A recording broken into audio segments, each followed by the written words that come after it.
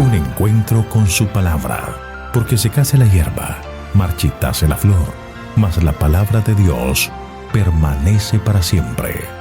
Con ustedes, el doctor José Ricardo Arias Quintero.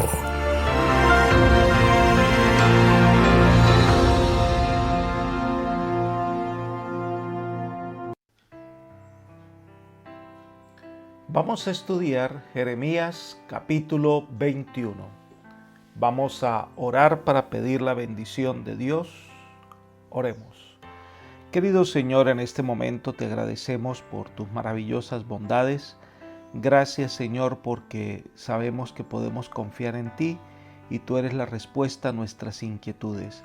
Por eso, al estudiar tu palabra, solicitamos que tu Espíritu Santo sea nuestro Maestro y nos dé las lecciones que necesitamos aprender para crecer en nuestra fe. Gracias por todo, lo pedimos en Jesús. Amén.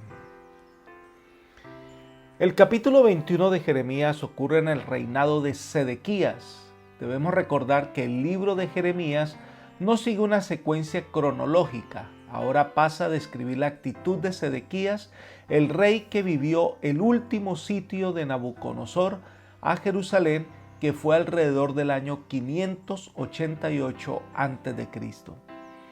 Ante la invasión de Babilonia, el rey Sedequías ve la destrucción inminente y envía 2 mensajeros a Jeremías. Versículos 1 y 2. Palabra de Jehová que vino a Jeremías cuando el rey Sedequías envió a él a Pasur, hijo de Malquías, y al sacerdote Sofonías, hijo de Maasías, para que le dijeran: consulta ahora acerca de nosotros a Jehová, porque Nabucodonosor, rey de Babilonia, hace guerra contra nosotros. Quizá Jehová haga con nosotros según todas sus maravillas, y aquel se aleje de nosotros. Las circunstancias históricas en que se desenvuelve este relato son muy diferentes a las de los capítulos anteriores. El rey Joacín ha muerto, quien había tratado siempre con hostilidad y desprecio a Jeremías, ahora estaba muerto. Las tropas de Nabucodonosor había obligado al rey Joaquín a rendirse y había llevado a Babilonia a una gran cantidad de personas cautivas. El rey Sedequías, el mismo que llaman Matanías, había gobernado 12 años en Jerusalén. Las profecías de Jeremías se habían cumplido y entonces se había ganado mucha credibilidad. Sedequías toma decisiones equivocadas que desembocan en una terrible crisis. Entonces busca a Jeremías como interesado en hacer la voluntad divina. Envió a Pasur y al segundo en rango después del sumo sacerdote, a Sofonías, para hablar con Jeremías a ver si Dios intervenía en favor de su pueblo e hiciera retroceder a Nabucodonosor. Hay varios elementos que debemos considerar. Número 1. Reconocen a Jeremías como un mensajero de parte de Dios. Hemos visto que en el pasado Jeremías fue humillado, acosado, puesto en la cárcel para que no hablara más, porque ellos tenían sus propios profetas que les anunciaban cosas agradables. Ahora se dan cuenta que estos falsos profetas no saben qué hacer ni decir y acuden al verdadero profeta de Dios. Número 2. Muestran un cierto interés en el poder de Dios, pero sin arrepentimiento. No se ve la intención del rey ni de sus mensajeros de arrepentirse de sus pecados. No confiesan sus faltas, solo temen lo que va a pasar, pero no hay contrición. Es la muestra de temer a las consecuencias del pecado, pero no tener dolor de haber ofendido a Dios. En tercer lugar, tratan de recordarle a Jeremías que Dios en el pasado hizo retroceder a las tropas de Asiria con la intervención divina. Ellos esperaban persuadir a Jeremías que se uniera a ellos para pedirle a Dios que interviniera de manera milagrosa. Miren lo que dice el versículo 2 en la traducción del lenguaje actual. Por favor, ruégale a Dios que nos ayude. Pídele que haga uno de sus milagros a favor de nosotros para que ese rey nos deje tranquilos. Qué terrible es el hombre. Sabe que Dios tiene el poder. Sabe que Él es el verdadero Dios, que no hay nadie más. Saben que es la única manera de librarse del problema. Que Dios intervenga es la única solución y esperan que Dios lo haga. pero no están dispuestos a arrepentirse o a dejar sus caminos, ni siquiera hay la intención de adorar al Señor. Toda esa expresión es solo falsedad. Entonces Jeremías va a hablar con ellos en nombre de Dios y da la respuesta a estos mensajeros. Vamos a leer los versículos 3 al 7. Jeremías le respondió: diréis esto a Sedequías: así ha dicho Jehová, Dios de Israel: yo vuelvo atrás las armas de guerra que están en vuestras manos, con las que peleáis contra el rey de Babilonia, y a los caldeos que están fuera de la muralla y os tienen sitiados, yo los reuniré en medio de esta ciudad. Pelearé contra vosotros con mano extendida y con brazo fuerte, con furor, con enojo e ira grande. Heriré a los habitantes de esta ciudad, los hombres y las bestias morirán de gran peste. Después, dice Jehová, entregaré a Sedequías, rey de Judá, a sus criados, al pueblo y a los que queden de la pestilencia, de la espada y del hambre en la ciudad, en manos de Nabucodonosor, rey de Babilonia, en manos de sus enemigos y de los que buscan sus vidas.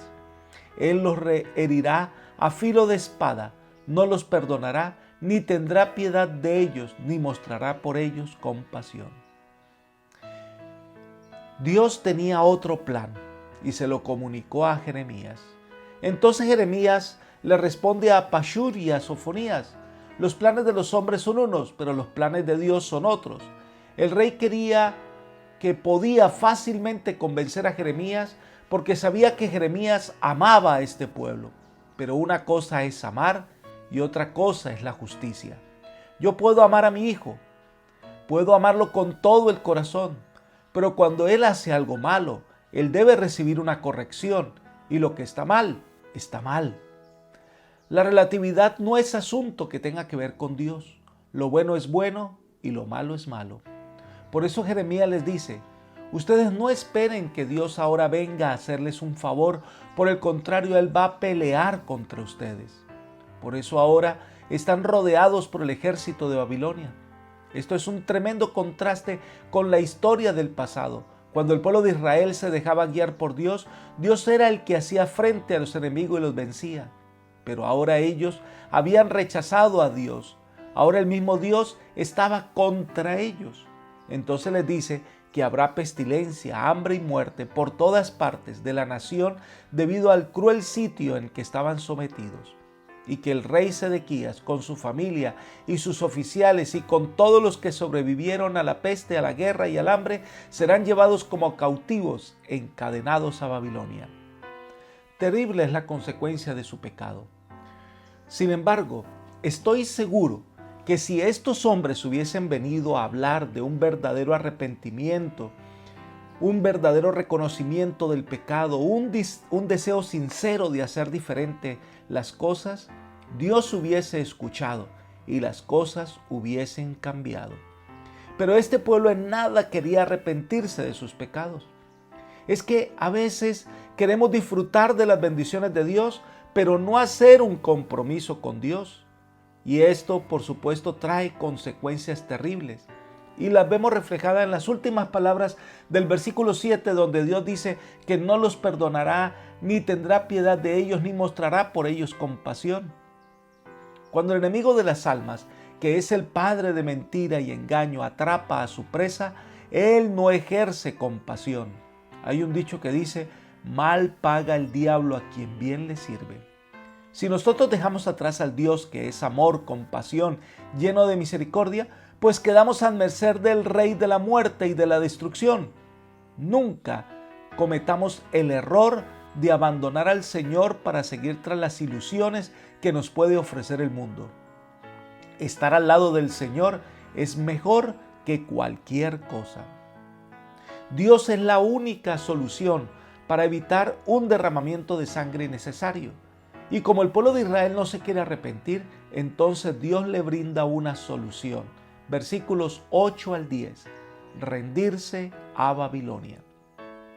Dice: y a este pueblo dirás: así ha dicho Jehová, yo pongo delante de vosotros camino de vida y camino de muerte.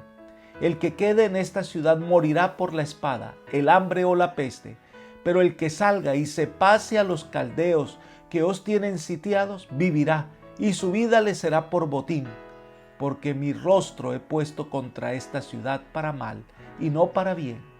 Dice Jehová, en manos del rey de Babilonia será entregada, y él le prenderá fuego. La destrucción de Jerusalén es algo que va a ocurrir, es inevitable. Dios pone ante el rey de Israel dos posibilidades. Una garantizaría que ninguno iba a morir, es desertar y entregarse a Babilonia. Lo cual algunos escucharon este mensaje y lo hicieron, y se sometieron y vivieron. Leamos Jeremías capítulo 52, versículo 15.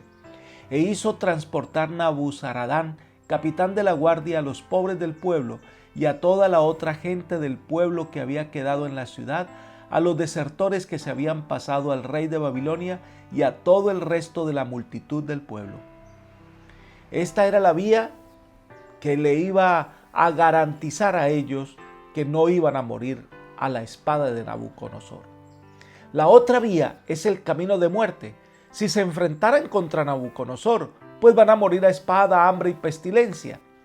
¿Saben, amigos? De una u otra manera Dios nos ofrece las mismas alternativas. Este mundo va a ser destruido y hay dos posibilidades. Nos sometemos al rey que viene del oriente, que viene a castigar a los malos, o luchamos contra él. Si nos sometemos al Señor, tendremos vida. Si peleamos contra él, la muerte. El llamado del Señor se ofrece a todos nosotros. Leamos Deuteronomio capítulo 30, versículos 15 y 19. Mira, yo he puesto delante de ti hoy la vida y el bien, la muerte y el mal. A los cielos y a la tierra llamo por testigos hoy contra vosotros, que os he puesto delante la vida y la muerte, la bendición y la maldición. Escoge pues la vida para que vivas tú y tu descendencia.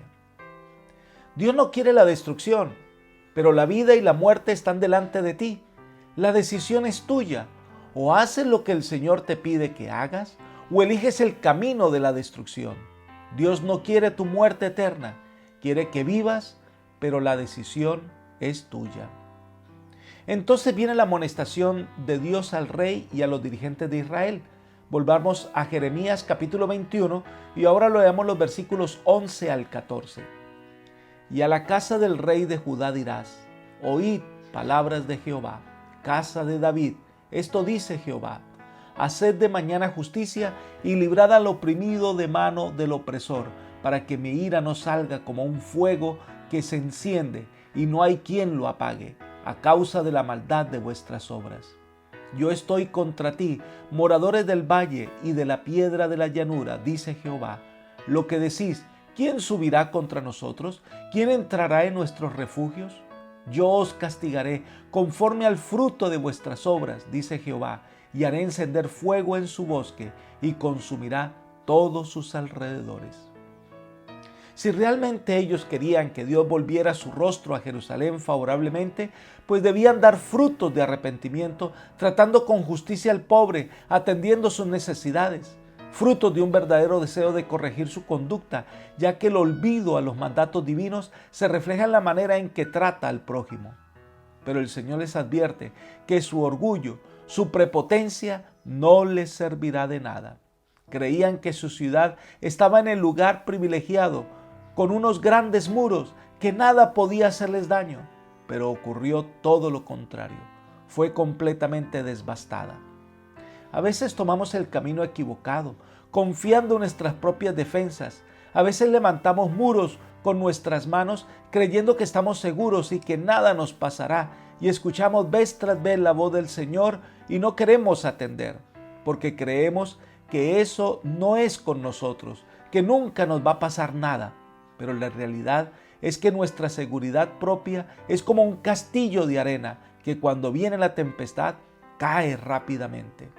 La verdadera seguridad consiste en confiar en Dios, en entregar nuestra vida a Él y en seguir sus caminos. Este es el sendero de vida, andad por Él. Apreciado amigo y hermano, la salvación está delante de nosotros. La seguridad de la vida eterna está ante nosotros. Dios nos ofrece perdón y restauración. Es el momento de venir al Señor. Es el momento de entregarle nuestra vida a Él. Elijamos la vida, elijamos el camino del Señor y Él nos hará vencedores. Dios te bendiga hoy, es mi oración. Amén.